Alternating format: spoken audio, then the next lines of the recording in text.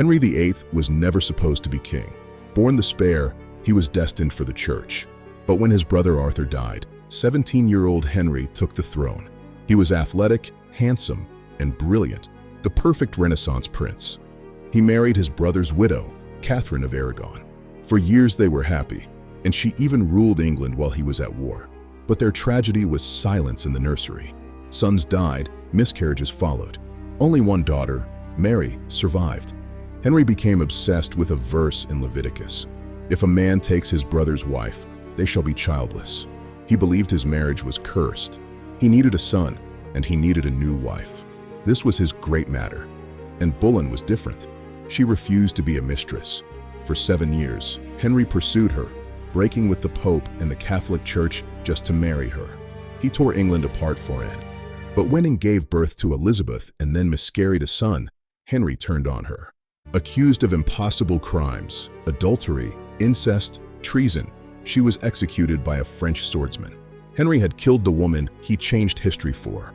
Jane Seymour was the opposite of and quiet, submissive. She gave Henry his golden son, Edward.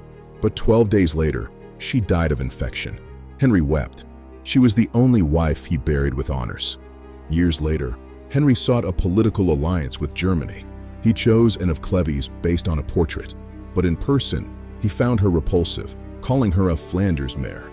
The marriage was unconsummated and quickly annulled. Anne of Cleves was the lucky one. She accepted the annulment with grace, was given castles and wealth, and lived out her life as the king's beloved sister. She kept her head and her fortune.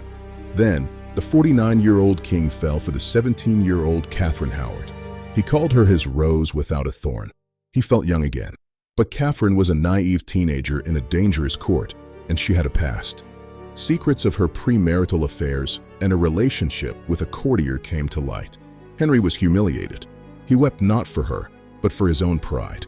She was executed at 19, a pawn in a deadly game. Henry was now sick, obese, and paranoid. He married Catherine Parr, a wealthy widow.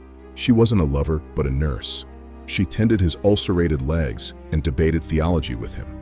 Her intelligence nearly killed her. Conservative enemies tried to arrest her for heresy, but Catherine outsmarted them, telling Henry she only argued to learn from his wisdom. She talked her way out of the fire. Most importantly, Catherine Parr brought the family back together. She convinced Henry to restore Mary and Elizabeth to the line of succession. This act saved the Tudor dynasty's future. Henry died in 1547, a tyrant who had reshaped England. He left a sickly son, Edward, who died young. Then came Bloody Mary, Catherine of Aragon's daughter, who tried to undo his reformation.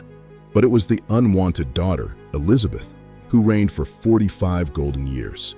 She defeated the Spanish Armada and built an empire.